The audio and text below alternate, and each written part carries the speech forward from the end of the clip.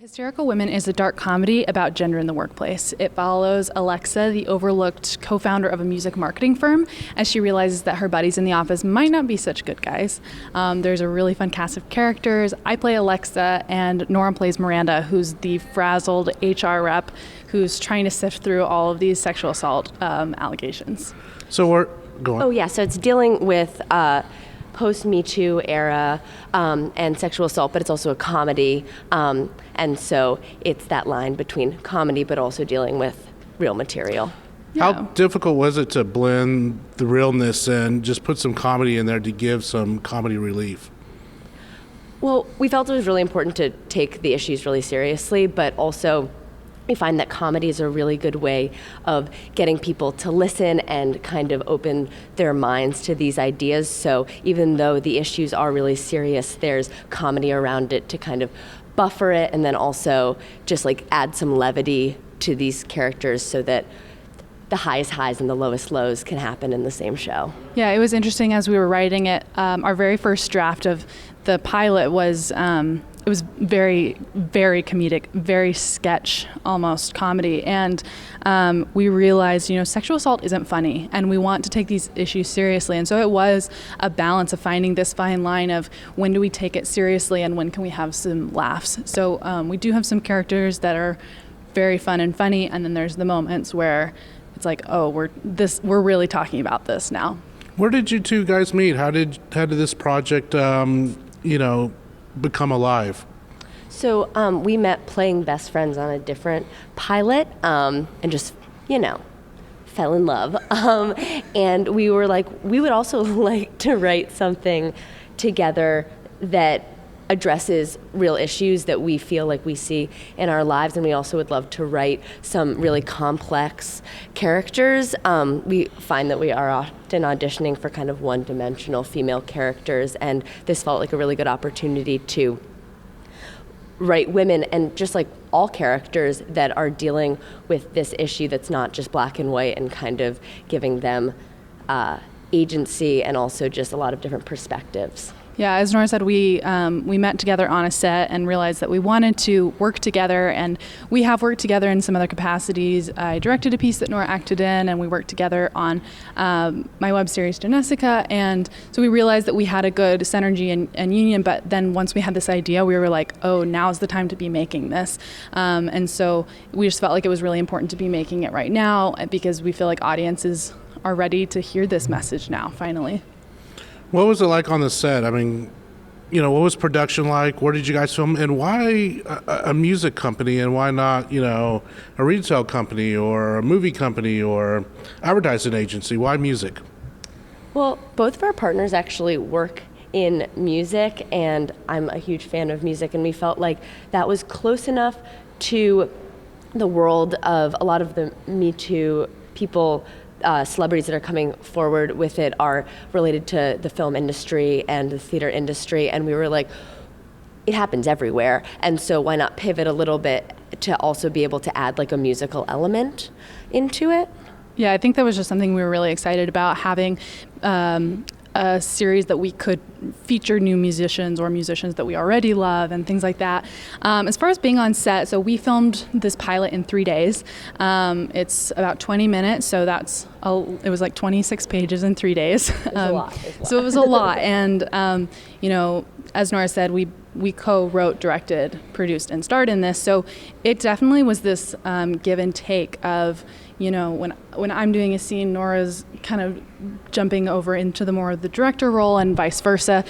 We have very complementary skill sets, which was really helpful on set. And honestly, one of probably the best things that we did was assemble this killer team of people who were so excited about the project and excited about the script and the story that we were telling, and were willing to like, I remember the first time we were talking to the cinematographer, and we're like, yeah, we have this idea, and he's like, wait, you want how many pages in how many days? And we're like, yep, that's what we want. But he committed wholeheartedly. All of the kind of crazy shots that we imagined, he really just brought to life. So every element of the team was so on board and just really committed themselves fully to it, which made it, there's always like problem solving, but it made it really easy to have a a beautiful set environment. And it was so crazy too, maybe partially because it was comedy, but we left every night laughing. Like, I remember on the second night, we ended up wrapping kind of later than we expected, taking the elevator down with the crew, and we were all just like joking and laughing. And it was such an amazing experience just to see how fun it is to be when people are really excited about a new project. You know, with YouTube and Facebook and Instagram, there's so many platforms for especially women to be creators now. Yeah. And, you know, you're going from film where it's a little bit more structured, but being an independent creator into the creative world, into the YouTubes and the, you know, episodic episodes. And talk to us a bit about jumping in the deep end. I mean, because I really admire filmmakers like yourselves that go from film, but go into this wild west of independent creating and, you know, doing the unknown. Could you talk a little bit about that and challenges, but also to some advice that we could have for our viewers, especially women who want to get into this, because the tools are there. They just need that, you know, that oomph or that shove to make it happen. I would say it's such an exciting time to be a creator right now because, like you said, it's the Wild West. There are no rules right now. You can make something for very little money. The web series that we worked on together before this was all shot on my iPhone, and you know, the possibilities really are endless. That being said, I think it can get a little overwhelming because there are so many options that sometimes as a filmmaker, as a creator, as a woman, it's easy to just limit yourself and say, I don't really know how to do this. We didn't know how to do this, and we just kind of dove into it and went for it. And I think that as creators, you have to be willing to just take these risks and just learn things as you go one step of the way, leaning on any mentorship you have, reading books, watching YouTube videos, how other people do it.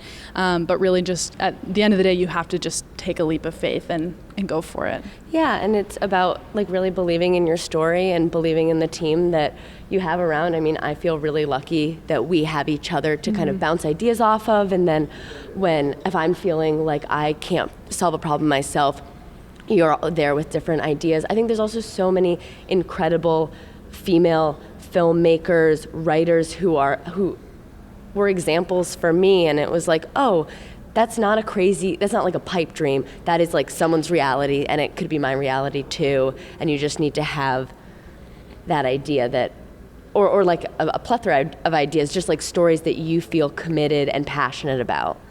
And it's a cool and exciting time to see these female role models because I think I grew up seeing a lot of men who were writing, directing, and starring in things, and not even seeing it as a possibility for me until a few years ago, partially because I started looking, but also because women are starting to be given chances a lot more.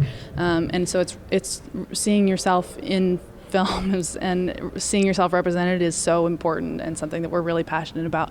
You know, as a consumer of, you know, YouTube videos and web series and stuff on Facebook and Instagram, I'm seeing a lot more women in these roles, more than men. I mean, how exciting is that for you guys to see that you guys have kind of taken over the industry and made this your own? Yeah, I think there's so much room for like a female perspective on things, like not only in the writer's room, but also just like behind the lens, stories that are told by women for everyone, but with an audience for women is so exciting. I remember Zoe Lister-Jones, who is an actress that I've followed for a long time, made her first feature film with an all-female crew, and I was just like, oh, she's doing it. Like, I've looked up to her for so long. We can do it also.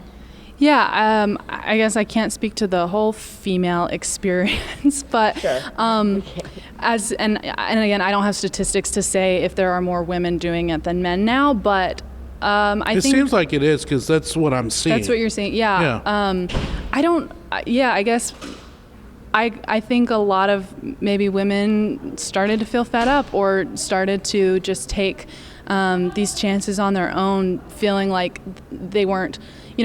This whole project was partially inspired by feeling like we weren't being given enough opportunities, and so we were like, okay, well then we'll earn them, we'll make them for ourselves, and probably a lot of women feel the same way. Circling back to your episode here, it talks about the Me Too movement. What were some of the conversations with the male cast members? I bet you after the cameras went off, you guys are relaxing and kind of decompressing. What were some of the conversations with the male cast members? Were they like, yeah, I've made some mistakes? What were they like? So we really worked to have characters that were both spectrums of Right. the male, different versions of the male Me Too movement experience. So we have some very nice men in it, and then also some people that are depicting people that don't value the female voice as much. So I think sometimes when we'd cut some of the characters, like the CEO who is not such a good guy was like, oh God, I'm so sorry. I don't like feeling this way, but he also was so committed to playing this role because he's like, people should see this reflected on the screen, and it's an important message that there are people like this, and maybe if they see themselves, it will become less of an issue. They'll see themselves and reflected, and it's like, I shouldn't be treating people like that. Yeah, I think it's important to me to make clear that all of our actors were almost the ones that we cast and the men who we wanted to work with. It was like they were like the most gentlemen. They really stretched themselves for these roles, and it was interesting to see some of the men that we cast, the nicest, again, just gentlemen, respect women, would not behave this way.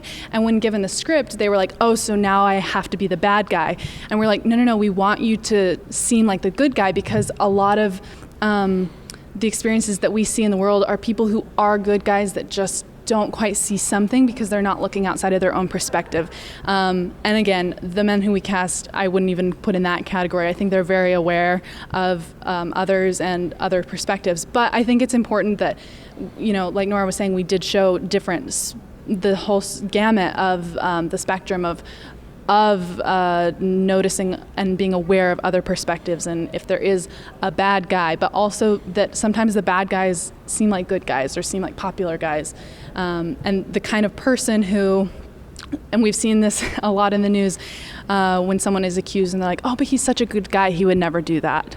And so that was something we really wanted to explore, is what about when it is the really good guy doing it? And also explore just the gamut of the female experience, because a lot of people don't react to the Me Too movement or sexism in the same way. It's like a very personal experience, and not just having one version of that was really important to us. Yeah, I think we have a different level of awareness from all of the different women. You see someone who immediately reacts in one way, and one person who's like, I don't think it's that bad, actually. And so that was something really exciting for us to explore. So we're at the Bentonville Film Festival in Bentonville, Arkansas. 5th year, they've been really trailblazing here about inclusion and women in film. So talk about premiering your episode here, kind of at the top of the mountain, as we would say, for film festivals that champion these issues. Just like the epicenter of what we're about. It's kind of crazy to be able to premiere here. It feels just like perfect, kind of. Yeah, well, and I mean, Gina Davis especially is such a huge role model for us, and the films that she was making seemed so ahead of her time when you look at where we're still not quite making the progress that she probably hoped when she was filming some of those movies. But yeah, I think we obviously were very aware of, the mission of Bentonville and the people who were involved. Honestly, I've been blown away even how just surprised. It's even better than we were thinking. I think we knew that it was about inclusion and championing diverse voices, but I don't think we were expecting to receive so much support in this community. And it's just crazy that we're going to be premiering here at this and be around all these filmmakers who are passionate about the same things that we are. So many potential mentors who are really interested in talking about this work and championing these new voices, and who are really excited and can see a longevity for this project, which is amazing. Yeah, we've had really cool conversations and feeling like, oh, this could be a reality. This could keep going, which is really exciting. So what's next for you guys professionally? So we actually have written 10 episodes of Hysterical Women, and we're trying to find some collaborators to get this greenlit and be able to produce more of these episodes. We're not really sure what form that will take. As you were saying, there's so many different platforms, and there's also so many different networks, and so trying to figure out who the right hands are to help us lift this project up. We're going to Cannes later this month to promote a different short films and doing a lot of other... You guys are busy. We're a little bit busy. A little bit. But we're excited. We're excited. I mentioned earlier I have a web series, Janeska. The web series is streaming on Amazon right now, but we also have a pilot episode of that we would like to turn into a series. It's kind of some branded content, a little dark, a little funny. It is very funny as well. And then we're working on a couple features as well, kind of all in the female voice, comedy, a little bit dark world. And Nora has a play that she's producing. That I'm producing in the fall that I co-wrote with a different friend in New York, also about complex women, because they're the best. So no sleep, no rest, nothing. Sleeping, we're just... Maybe eating, maybe if we have time. We're getting very well fed here at Bentonville, which is amazing. One last question. So we're taking place in a music agency. What album or artist has really impacted you in the music world? 1, 2. Oh my gosh, that's so scary. Well, recently I've been loving Lizzo. She has she's a new album out, and I'm not sure how many previously, but she is just like such a strong, passionate voice, very feminist, and she's so good. If you haven't listened, I'm so jealous because I wish I hadn't heard it so that I could like be washed over with like the loving it again. Yeah, Lizzo for sure. Also Maggie Rogers, huge fan. So just like a lot of really cool ladies singing great songs. And Harry Styles. Okay. He looked great at the Met Gala. That is awesome. Thank you so much for joining us. Thank you so much.